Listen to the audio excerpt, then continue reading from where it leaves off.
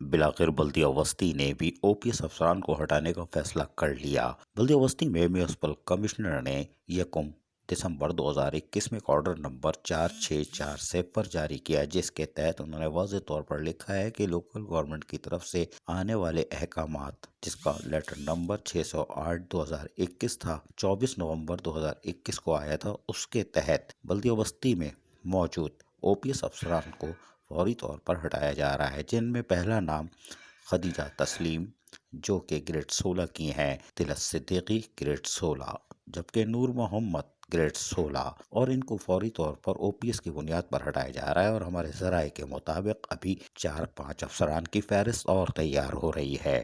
یہ او P S افسران ہیں، جبکہ واضح طور پر کہا گیا ہے کہ ان افسران کو او پی ایس کے عہدے سے ہٹا دیا گیا ہے، لیکن مزید 4-5 افسران کے نام کا لیٹر آنے کے بعد باقاعدہ ان کو لوکل گورنمنٹ بورڈ رجوع کرنے کے لیے کہا جائے گا، تاکہ ان کی سروس پروفائل کو چیک کیا جا سکے۔ واضح رہے کہ ابھی بھی بلدیہ وسطی میں او پی ایس افسران کی بڑی تعداد موجود ہے، جبکہ بلدیہ کورنگی میں بھی او پی ایس افسران تعینات ہیں، جہاں سے لوکل گورنمنٹ کے احکامات کی کھل کر دھجیاں اڑائی جا رہی ہیں۔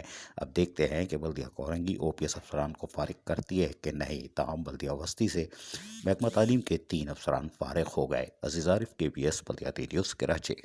ایسی ہی خوبصورت ویڈیوز فیوچر میں حاصل کرنے کے لیے ریڈ بٹن پر کلک کر کے اور بیل آئیکن کو پریس کر کے ہم سب کے سبسکرائبر بننا مت بھولیے۔